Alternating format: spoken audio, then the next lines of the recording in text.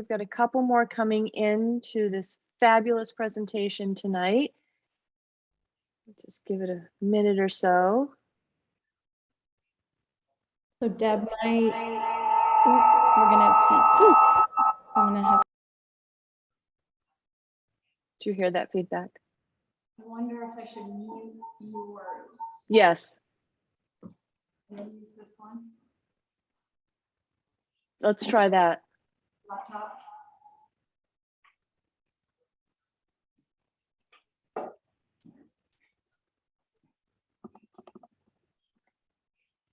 How's that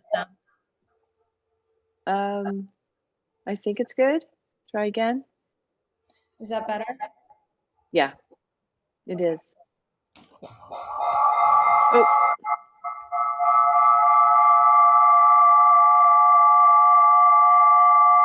Sorry, everybody.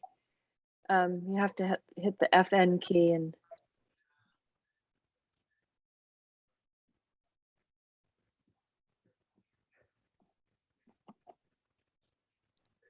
Is that better now?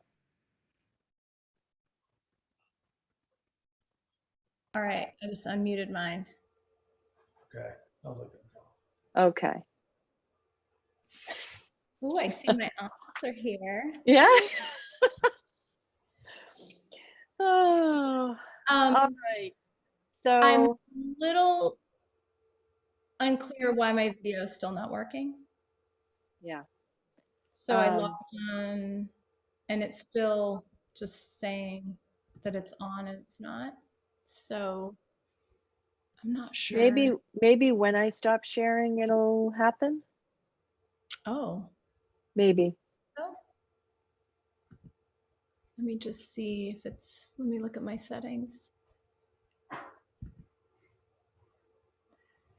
Honey, come look at this and see.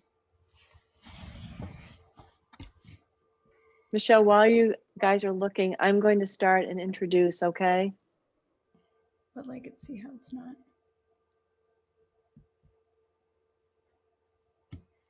Yes, okay. All right. I really appreciate everybody's patience this evening. We Zoomed all last year, and tonight, because we are offering this in person and virtually, we needed to prepare for both.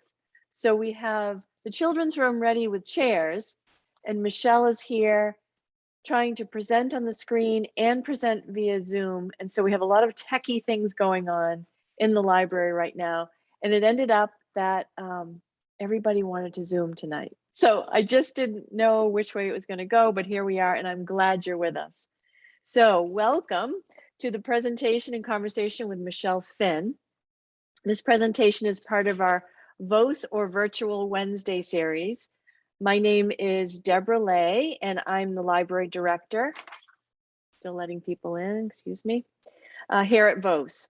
We're happy that you've chosen to spend the next hour with us, and we have a few notes for housekeeping. So if you're on Zoom with us, which is everybody tonight, please be sure to remain muted during the presentation. The chat room will remain open for your convenience, should you want to provide comments as we proceed. And there will be a question and answer session at the end of the presentation. And at that time, we ask that you unmute and ask your question of the presenter. Or if you've put a question in the chat, I'd be happy to read it to Michelle for you. This entire presentation is being recorded, and should you not want your image represented in that recording, we ask that you turn off your video at this time. But I will say, I like to usually say this, I know our presenters like an audience, and for the most part, the way we set this up, the speaker will be the only one really in view, but I like to let people know so that you can make your own choice. So I won't talk about those of us that are in person because we are all Zooming tonight. And let me just begin by saying, as an introduction, we like to acknowledge that our mission at Vose Library is to advance learning, inspire curiosity, enrich lives, and promote community. And with that in mind, let me introduce our guest this evening, as she still works to share her screen eventually. And I know it's going to work once it's time. So let's see, Michelle was raised on the Maine coast where she grew up exploring the forest and seaside areas. She spent a majority of her free time outdoors with her older brother, wandering the woods, fishing off the town wharf, combing the shore, and generally getting up to childhood mischief. Her mother, a teacher, and her uncle, an avid outdoorsman, had a significant hand in inspiring her love of nature, teaching her about the incredible world around her, and taking her camping and fishing.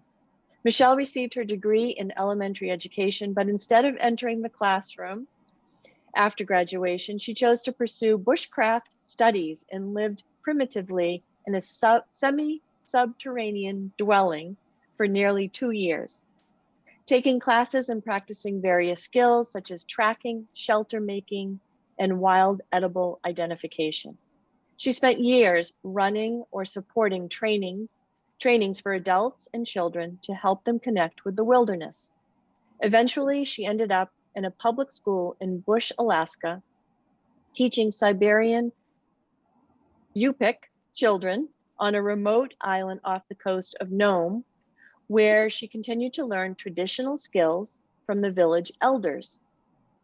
There, she met her husband, Doug, also a teacher, and they now make their home in rural Maine, renovating an 1820s farmhouse. When not providing professional development to teachers across the country, Michelle can be found traveling the world, practicing Indigenous skills, scuba diving, and gardening. And tonight, Michelle shares her latest adventures with us, what it was like to be a contestant on season 8 of Alone. Welcome, Michelle. Thanks, Steph. I'm gonna share my screen now, and hopefully this goes well.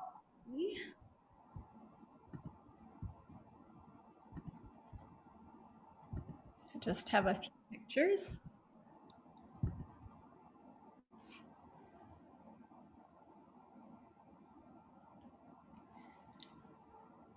And it looks like it might be mirrored, but that's okay. Can everybody see the slide? Yes, thank you. All right. We've got several different laptops happening and a little bit of feedback, so apologies. I am a makeup girl. I'm sure many of you are as well. I didn't set out to live in the woods.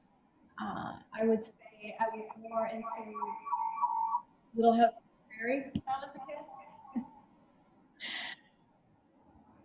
I'm still getting a lot of feedback. It might be yours, Deb. Is your laptop muted? This one? Yeah. Okay. Well, now my video, so, which wasn't working. All right. So, and I was just for the angle, Yeah. Okay. I think so. Let's try. How's that, everybody? Better? Much better. Okay. Good. Apologies. It's funny, I've been remote teaching this past year, and it is like Murphy's Law out there. So bear with us. And it is kind of ironic that we're talking about living primitively when we're doing like multiple laptops, and I've got a projector over here. And so anyway, tis the season of 2021. I started out, as Deb mentioned, just a little girl growing up in rural Maine. And my two aunts are here tonight. Nice to see you. But that is actually me. That's a dart gun, not actually a sawed-off shotgun. But that's my grandmother's house in Owl's Head, right up the road from here. And the other pictures of me fishing, my uncle would give us trips. So instead of presents, traditional presents, he would give us trips to go to different areas, go fishing, go hiking. So we always joke that, like we had a penchant for catching very tiny fish. But that's how it started. I think my love of the wilderness was pretty easy to fall into because I grew up on the coast of Maine. And as you all know, it's just incredibly beautiful.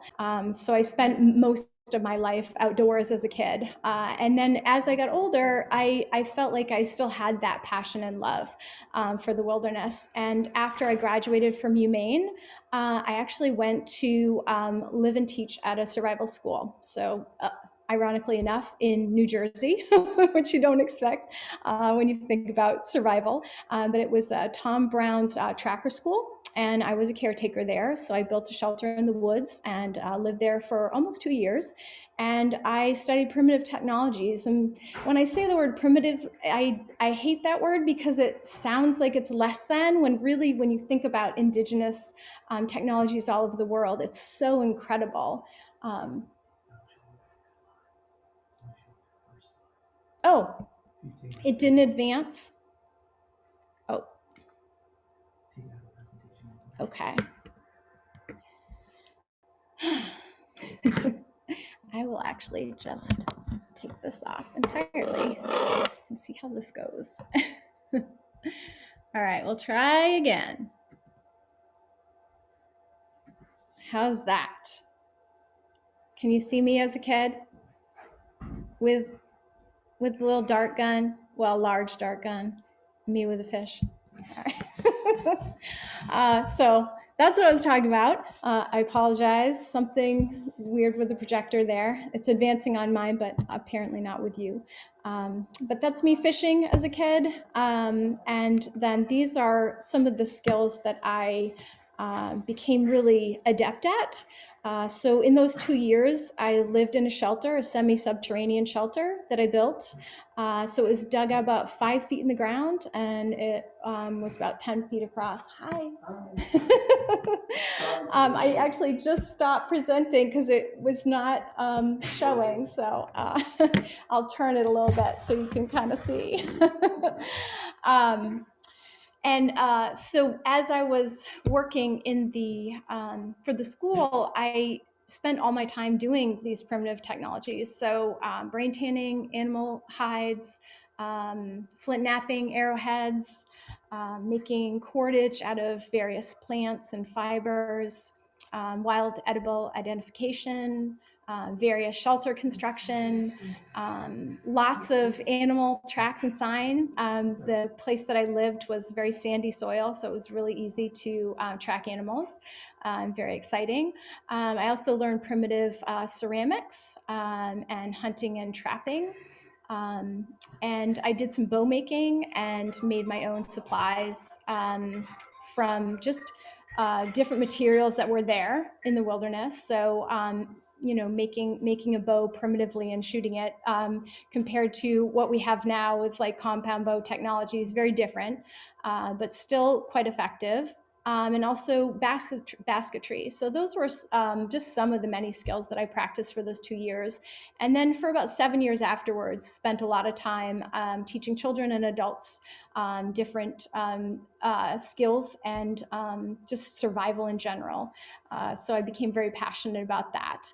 And when I decided to apply to a loan, it was the second season. I actually didn't have TV at the time, but I was traveling for work and I saw the show. And it was the first survival show that I felt really compelled to apply for.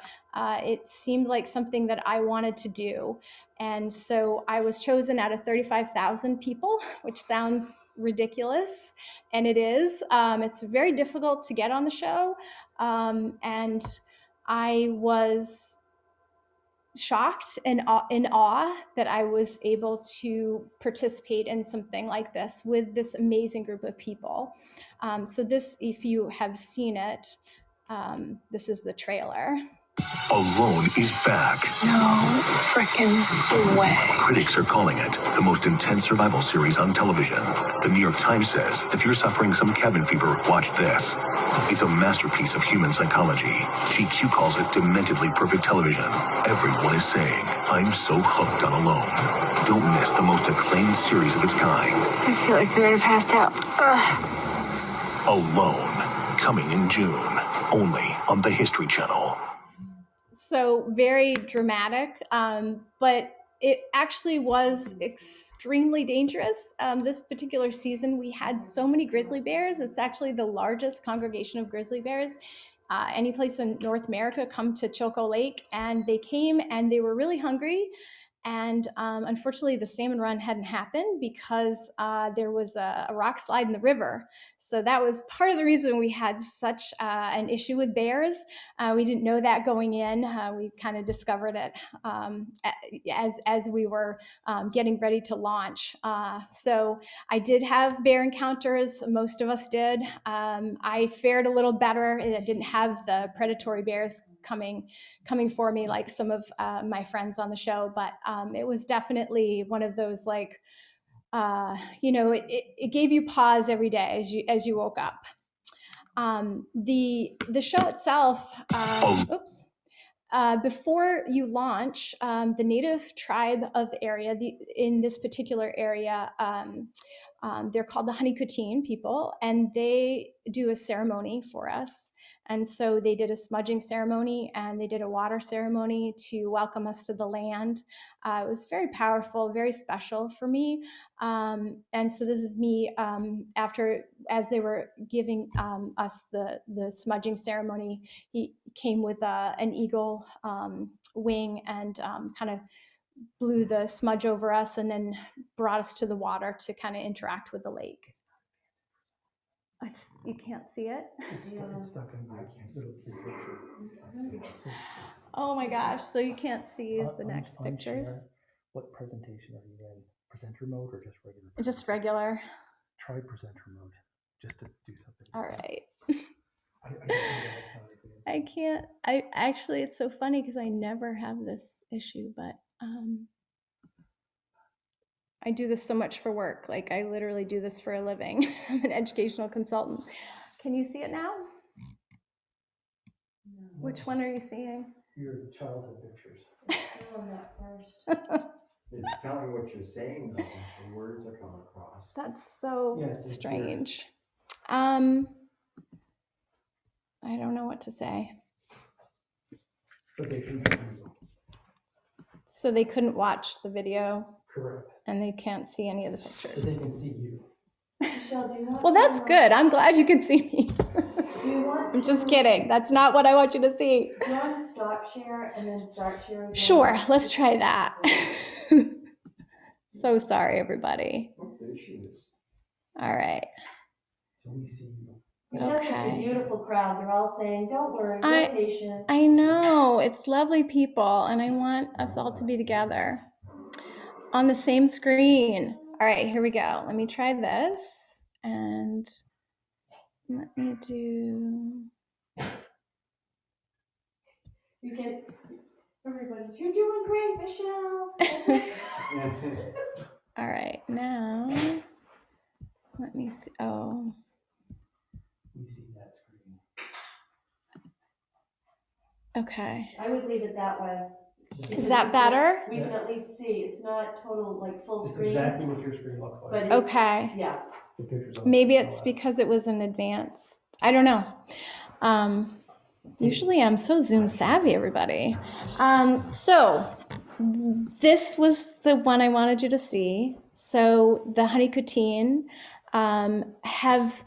they're one of the few tribes in North America that have had uninterrupted land ownership since time immemorial. They fought wars to keep their land. It's one of the few areas where you can drink out of the lake. It is pristine. So for me to be able to be dropped in a place that I never would have had that opportunity, it was extraordinary. I cannot even give it justice, the beauty of that place. It was stunning. the mountains, the lake, the way the beaches were, it was just so powerful for me. So as they kind of greeted us, they basically welcomed us to the land and wished us safety and the best experience. And so it really feels amazing to be welcomed and to launch in that way. They wake you up really early in the morning on launch day, and they call it drop shock because they just kind of leave you. So this is me on drop day. And they took us out by boat, and everybody, we had 3 boats, and 3 would launch at a time. And I was really far down the lake, so it's like 40-mile lake, and it took hours to get from one side of the lake to the end to where I was. So they actually took us like halfway down the lake and did some video footage and some last kind of closure stuff, and then we started launching one by one. And so they could only launch 3 people at a time. So I didn't launch till the afternoon, and they dropped me off in this boat, and they just kind of take your stuff and put it down, and then they drive off in the boat, and that is it. You are there with your camera by yourself. And I was so psyched because we had 2 weeks of quarantine in Canada because of COVID, and then an additional 10 days. So it would have been almost a month that we had been waiting for this day. So I was like, yes. And the first thing I did was to take my boots off and just put my feet on the rock and just take a moment to just breathe and just like settle myself down, because your heart's racing and you're so excited. And then you have to do the work of just living in the woods. You just have to be there day after day. And this was how the lake looks. And this isn't everybody, but one of my friends from the show, as we were figuring out where everyone was, this was before the show was airing. We were all, talking to each other, because it's like a year you have to sit on this, right? So we were in communication. But Matt, he's up by the lodge. Rose is a little closer to the lodge.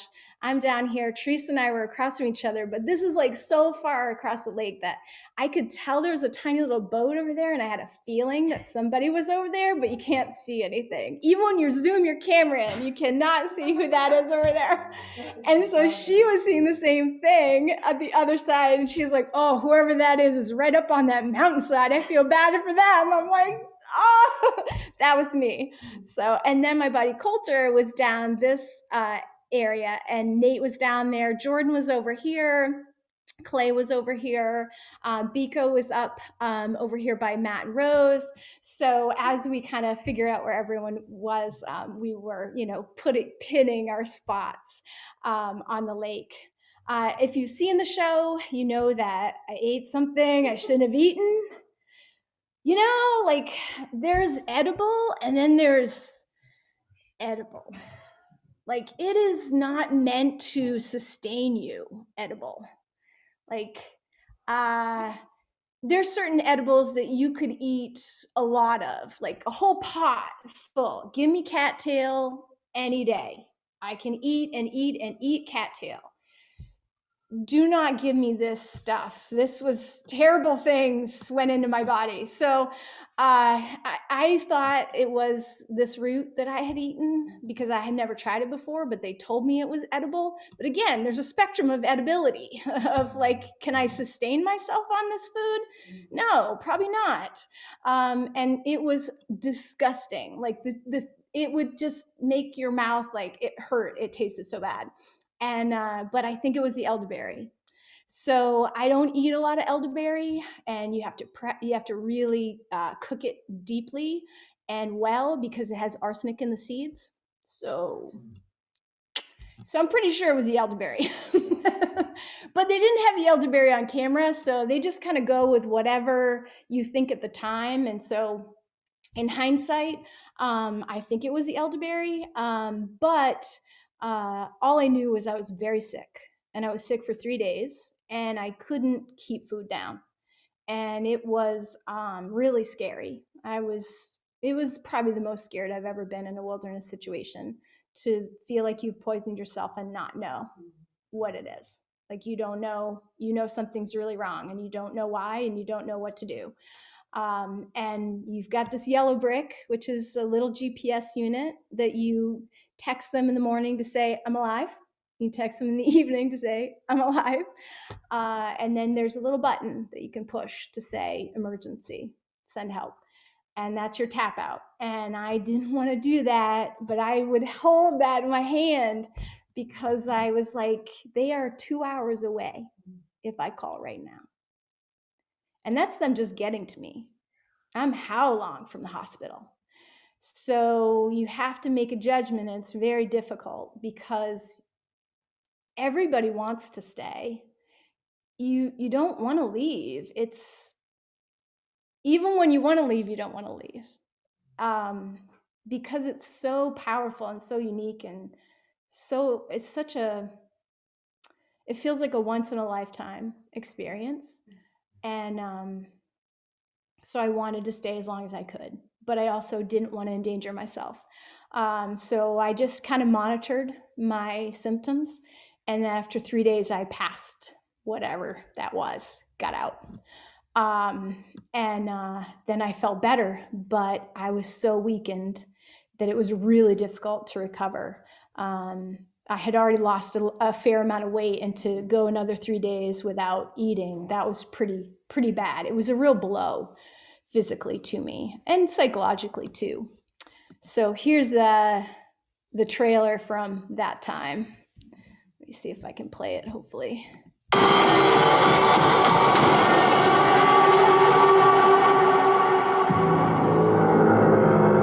There goes my last contact. It's on. Everybody is here because they have the physical skills. I don't think there's anything more real than what we're about to do. You're not the top of the food chain here. Cougar, wolves, but then the big one is grizzlies. If you come up on a grizzly, you're in a world of hurt. I feel really weak. Just trying to get to morning. I'm out here starving!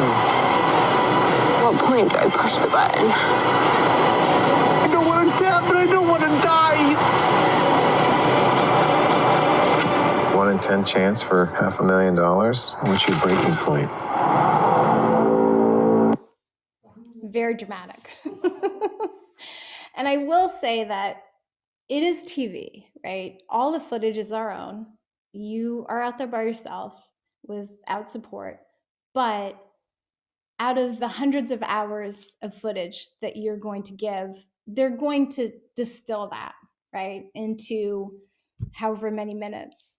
And they're going to pick the really like gnarly or emotional or scary times. They're not going to be you sitting on the beach chilling out, which I did, which I was very happy most of the time I was there. But the time you cry, that's going to make national television. So you do have to think about it in terms of your own experience as a participant. And then when you watch it, you say, that is true, that did happen, but that isn't the whole experience. So you preserve your own feeling of connectedness to it, despite having the visuals that are there. So I've only seen it once for that reason. Like I don't rewatch the episodes because I don't want it to become what I remember only, if that makes sense. And so I did recover after day 10 and I tried to fish. Oh my gosh, did I try to fish? For the whole time I was there, I tried everything. I shot arrows out into the lake to try to breach this 25-foot shallows. As you might have seen if you've seen the show, like Nate built a 25-foot dock to try to get out into deeper water. You're throwing things, you're creating fish traps, you're doing whatever you can to try to bring those fish in because it was such an important food source and all of us struggled. We really struggled with the fishing. We weren't allowed bait and we weren't allowed barbed hooks. So that didn't that makes it challenging. It was its own restriction at Choco, which does happen, and every season is different, the different restrictions. But they really just were going to deep water. And so my buddy Coulter built a boat, but I had promised my husband, he said, whatever you do, don't build a boat. Do not go out onto that lake. And I was like, yeah, no problem. Glacial fed lake, no thank you. 100 pounds, I don't think that's a good mix, right? And as we saw with Teresa, she got stuck out there for 35 minutes, and she said it was the closest she had ever come to dying in her whole life. So I thought I made a really good choice to stay on land. But it also did mean that I was starving. So I was losing a pound a day, and I went in at 120 pounds. So I didn't have a lot to lose. I lost a pound a day for 21 days. And as heartbreaking as it was, I knew I was in danger. I knew I was under 100 pounds. I knew that if I continued, it would cause potentially long-term damage to my body. I was having a lot of physical symptoms. I was having chest pain. I was having kidney issues. I was bruised over my whole body. I was weak. I was blacking out. All those things that you're like, this isn't good. And you have a choice on the show. You can either be medically evacuated or you can tap out. And for me, I knew it wasn't worth risking my health, but I also really wanted to leave on my own terms and in a way that felt good to me. Because if you're medically evacuated, they come out, they weigh you, and they say, no, you're out. And I knew they were going to pull me for weight. I knew I was under 100. And so most people in my position have been pulled at 97, 98. Teresa was 93 pounds when she was pulled. And I knew that would be dangerous. I probably could have eked out a few more days, and that's where the hope lies. But you have to be so careful with that because it's like a tease, like I would see a grouse and I would be like, oh my gosh, like if I can just get that grouse, if I can just get that one more piece of animal product, or if I can find a source of roots that can sustain me, that sort of thing. You're just always kind of hoping for that next. And then at a certain point you say, well, I can't really string my bow anymore. Like I'm not strong enough. I can't even pull this. So I saw deer tracks the 2 days before I left. And I thought, they're 2.5 hours away from my camp. And for me to hunt in grizzly territory when the grizzlies are so active, which is when you hunt for deer in the morning and the evening, and I'm 2.5 hours away from camp. And I thought, I don't know if I can do that. I don't know if I can physically do that. And I didn't feel it was safe. So I got to the point where I called. So there's a radio that you can call. So there's the yellow brick, which you carry with you everywhere. That's the GPS locator. And it has the emergency button, but you also have a radio, and that calls the forward base camp to just let them know that I'm not in immediate danger, but I am tapping out. And the first thing they say is, are you filming right now?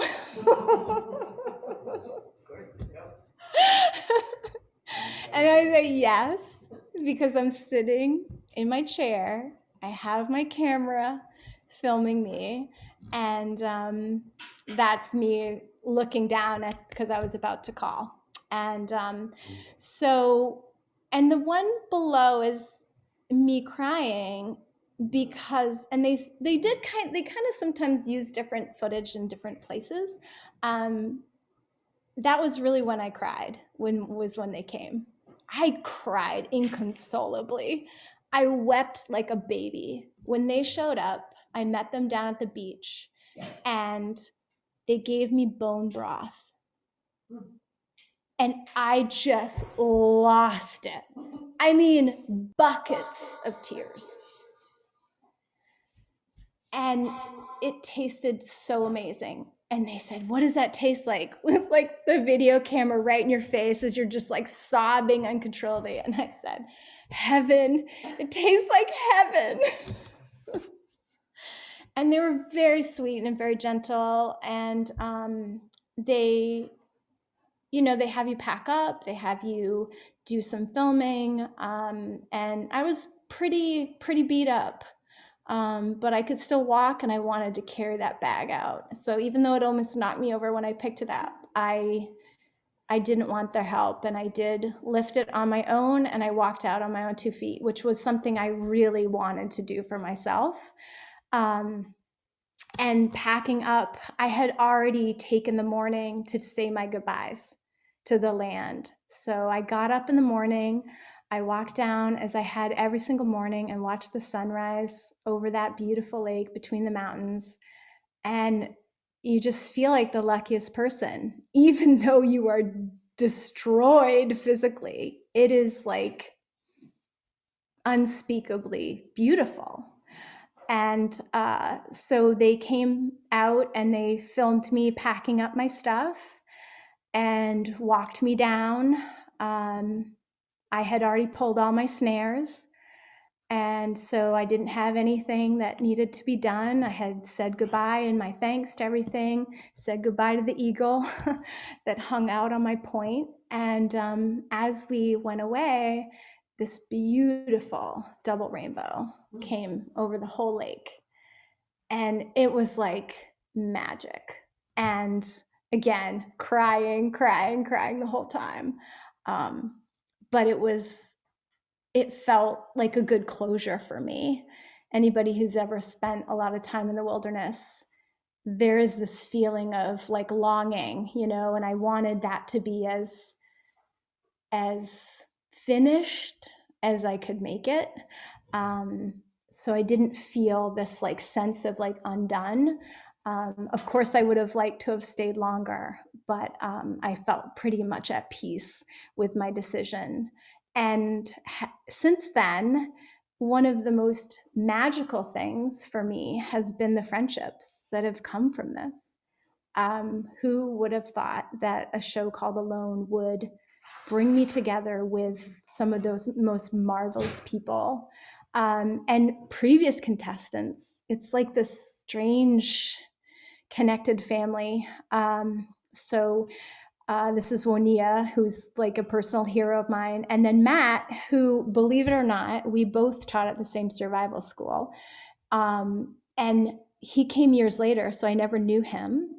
But he moved into the shelter I built, and he lived there for several years after I moved out of that shelter, which is like, what? That's crazy. So that has been an absolutely amazing, we talk daily. And I feel really so honored to be among these people and continue to be. So I do want to leave it for questions if folks have, and I have a little bit of show and tell. Do you want to do that first? Yeah, maybe. Okay. I don't know. What do you think? Yes. I'll put this on as we do have a couple people come. So when we go out, they have to pick who's going to be at what site. And so they do a double blind. And my site was called. Can we do stop share, Michelle? Oh, yeah. Sorry. That's all right. I got it. Yeah. Is that good? Yeah. So my site was called Juniper Hill. And some of the staff made these rocks. So it says Alone Season 8, good luck. And so that was something that they shared with us. And then every night, at the end of every night, I would carve one band. So this is for every day I was there. So 21 days, which doesn't sound like a lot, but it felt like a lifetime. And notice I had high hopes for it to be a lot more full, but I kind of treasure this. So that was something that I brought with me. And then this was the spoon that I ate with. Just a little piece of willow. And then I always tell the story because it's really interesting. Hi, baby. There's a little fat sausage dog in here right now that I think everybody needs to see. So, hey, sausage. Loki. Hey, sausage. I mean, come on now. That's good. Bring the dogs. Everything's okay when you bring the dogs. So these were my gloves. And when you are starving, your brain is not normal. And I knew that it would be challenging, but I didn't realize just how challenging that it would become. So I had protocols in place, and the protocols involved safety, and they also involved all of my equipment, so that I knew you get a little forgetful when your brain isn't being fed properly. And so when you watch the show, some people are like, how could they lose their ferro rod? And it's like, it's really easy to misplace things because you're just not yourself. And so I had a protocol that I always wore my gloves when I used my katana, silky katana saw. That saw was deadly. And I always wore them because I knew that if that cut my hand, that was it. And in the middle of the night, I had my fire going, and I didn't cut my firewood because I was like, I'm not going to waste my energy sawing firewood into tiny logs. I'm just going to stick the whole darn tree in there and just let it burn down. And so you just had to be real careful about what kind of tree. As you've seen, many people burn their shelters down, which is one of the most terrifying things you can imagine. And so I knew I couldn't use any of the coniferous trees, so I was burning poplar and willow. And one of those conifers stuck their little head in there, and in the middle of the night, it was smoking like crazy. And I was like, oh man, I can't pull this burning tree out of my fireplace, so I gotta cut it, like in situ, like I gotta hold on to it and cut it. And it was, you're kind of groggy. It's like, I don't know, midnight. And I went to get the saw, and I was like, get your gloves. And I put my gloves on in the middle of the night, and I'll be darned if that saw didn't cut right through all the layers of that glove. Right here would have gone right through that finger, would have severed those tendons. So that was something that you just can't underestimate. Just a second's lapse of judgment, and that's it for you. A lot of people get injured. A lot of people have a lot of physical issues.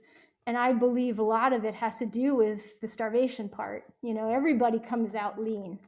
Even when you get a big game animal, as you might have seen with Clay, he ate an entire deer, every last bit of that deer, and he was still starving. He got more game than any of us, and he was still lost a lot of weight. So for me, I just knew that I couldn't trust my mind. So I had to have these protocols in place that I followed to the T every single day, making sure I had all my supplies in a certain place, in a certain way, every single day. And so that was something that I just did to prevent some things from happening. So I love these gloves. I've never wanted to do a product review, but these gloves, I'm like, you know what, Black Diamond, mwah, love you. I am, as I mentioned, I do a lot of primitive skills. So this is actually a cedar bark basket that I made. So when they ask you to be on the show, you have to send videos of yourself making stuff. And so my husband and I have a wood lot, and I went and I sawed this tree down, we yarded it out, I stripped the bark, and I made this basket before I left. So it's kind of special to me. I did make a little bit of stuff out there, but honestly, you're doing the act of just living in the wilderness so much that I didn't have crafty time. I was like hunting or fishing or you know, gathering firewood or water, like just building the shelter. It was just like nonstop. So I didn't feel like I made a lot of fun stuff, but I did want to show you some things that I love to do. So this is actually brain tan buckskin. So they say every animal has enough brains in its head to tan its own hide. I have my doubts, but this is deer. So this is one buck. And I dry scraped it and tanned its hide with its brains.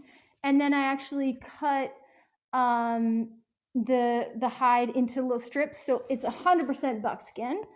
And then I beaded on it because I was doing a ceremony when I was wearing it. And then I made a skirt to go with it. So it's 3 hides all together. And I was the girl who would call up all the hunters and say, hey, I'll come skin your deer if you give me the hide. And so this was a bow hunter had gotten this deer. You can see, I always appreciate the bow hunters because there's only just the one hole. And I am a bow hunter, so I like that. But yeah, so this is something I did the sun dance with. You dance for 4 days without food or water in the hot sun. Yeah, so this is what I wear for that. So that's my little show and tell. I'm gonna just pull this sleeve so I can do questions and answers. Okay. You want to have a look at that? I just wanted to sit at a good angle here and get you going with your. All right. Yeah, I knew we'd have feedback. All right. No. Sorry, everybody. So we're going to try, maybe turn it down. Okay. We're going to do questions and answers. And I don't see any questions in the chat, but you're welcome to put them there or unmute, and we can go ahead and take some time to ask Michelle questions. Hi, I have a question for Michelle. Oh, and don't forget you're muted, so you need to hit the unmute button. I just did. Can you hear you? How do you cut the strips? Can you hear me? Yes, now we can. Hi, so I'm Carol Walker. I'm one of Michelle's aunts. And I wanted to ask Michelle, I got it that they gave you bone broth when they first saw you, but like how did they kind of bring you back from this kind of very incredibly spiritual, draining, wonderful experience into like, did they take you to the lodge? Like how much food did they give you? How did that work? And when I answer, you might need to mute yourself. Hi, Aunt Carol. Hi, honey. Hi, Aunt Cindy. Love you. They call it the refeeding program. Oh. And they use a nutritionist, and they follow protocols that they used for anorexic patients and also for Holocaust survivors. Yeah. So they know that it's not good to just, hey, let's go to McDonald's and get a Big Mac. So they've learned over time that it makes people really sick. That being said, I was licking the saran wrap for every last drop of oil from that broth. I mean, I was just like, I mean, Yeah. You're like a crazed person. Yeah.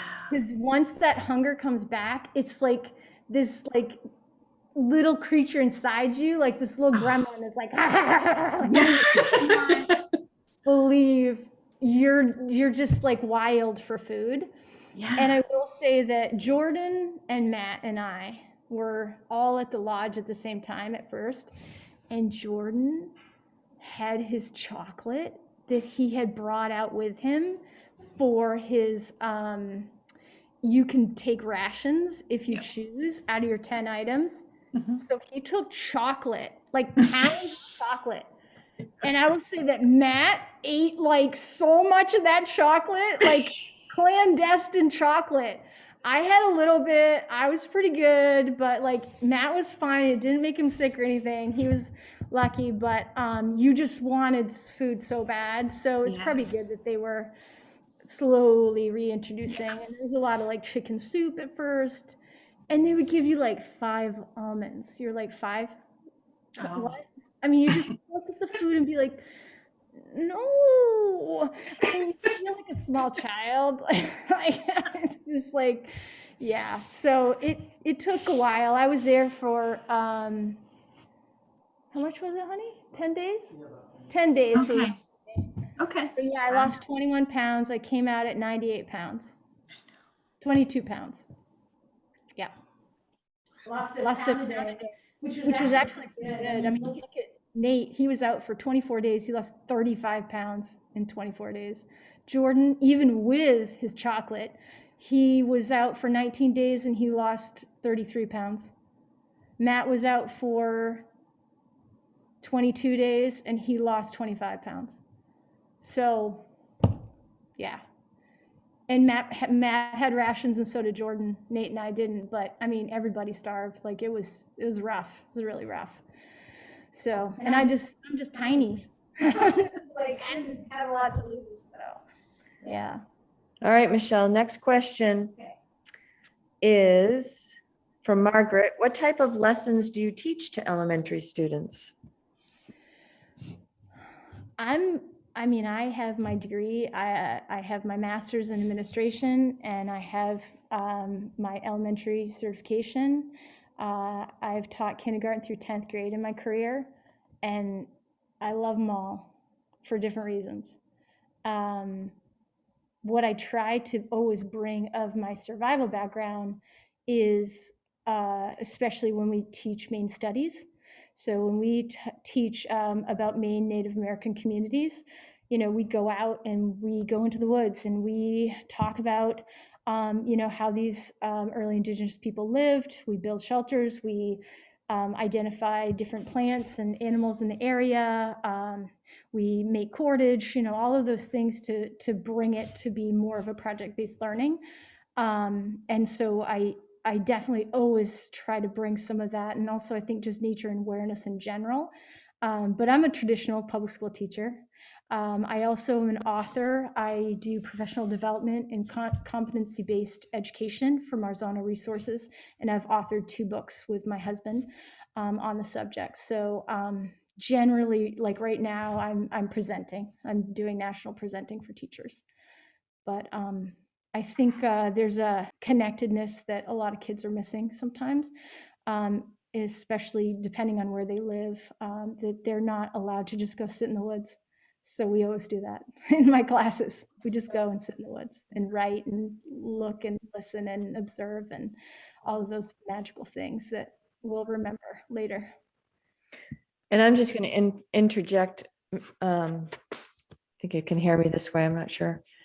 That Michelle is an awesome role model for our girls. Sorry, guys, in this session, but the strength she showed was just phenomenal. And she is a strong woman. And I think being in the educator role, extra bonus. All right, I'll move on.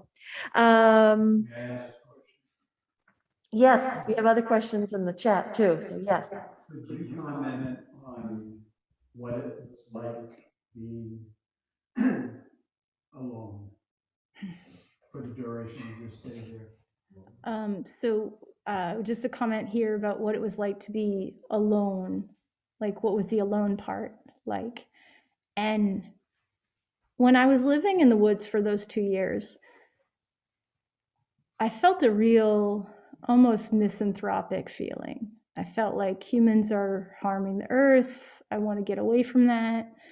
I didn't want to be with people. I wanted to be with the trees and the rocks and the waters. When I was out on the show, I felt my loved ones with me in a way that I have never experienced before. It was very, it was so sweet. I didn't have a moment of loneliness. I felt my ancestors with me. I felt my students. I felt my immediate family and loved ones and friends. I would just laugh because your memories become so salient when everything else is stripped away that it's like you're there. So I'd start laughing thinking about these stories of my students because, kids, I mean, I got a lot of stories. And I'd just be fishing, like throwing this reel out and just cracking up by myself on this beach. And I was like, wow, I feel like I'm with them. They're with me. Like, that's strange. And, I felt my husband, I felt my mom and dad, my grandparents, just so many moments of just this treasured feeling of gratitude for all the people in my life, past, present, and future. All right. Some more questions in the chat, Michelle. Next one is from Courtney. I'm curious about when you watched the show, how you reacted to seeing how other people were faring. I loved seeing everybody else's experiences. We had talked a lot. I mean, you film in the fall and then you got to sit on that. You get a non-disclosure agreement. You can't talk about it until they launch the website in May. So we were all talking all this time, it's like this, like, oh my gosh, like, when is the show going to finally air? And so I knew a lot of the stories, but then to see it was amazing. And to see everybody's places was really cool because there's a lot of like microclimates and a lot of different areas that have their own unique places. And so I treasured that, and I much preferred watching them than me. I did not like watching myself on TV at all. That was probably my least favorite part, but I loved watching everybody else.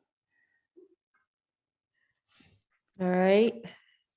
Thank you. And the last question in the chat, so this would be the time if you still have a question, is from Stan and Colleen LeQuire, what kind of good animal encounters did you have? Nothing like Clay Hayes. Holy cow, that guy capitalized on. I mean, did you see that he caught like a mink in his like net outside, hanging outside his shelter? I was like, dude, what? No, I had the bear encounter. That was so cool. I really enjoyed that a lot. It was startling because you're just there eating rose hips, minding your own business, and you look up and you're like, holy cow, there's like a massive bear coming right at me. I got to make a decision here. And so that was really very exciting and very majestic. It was a beautiful bear. I mean, what a beautiful bear. I had a lot of really cool dialogues with the loons. I do loon calls and they'd call back at me every day. We would have conversations. A lot of eagles, which was really neat. And I saw tons of moose track, but I never saw the moose.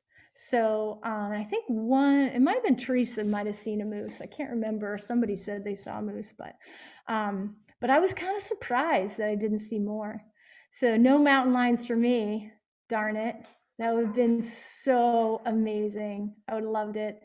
I was kind of looking forward to more animal encounters. Saw a few grouse, but yeah, nothing beyond that. All right. And let me just check in with the group.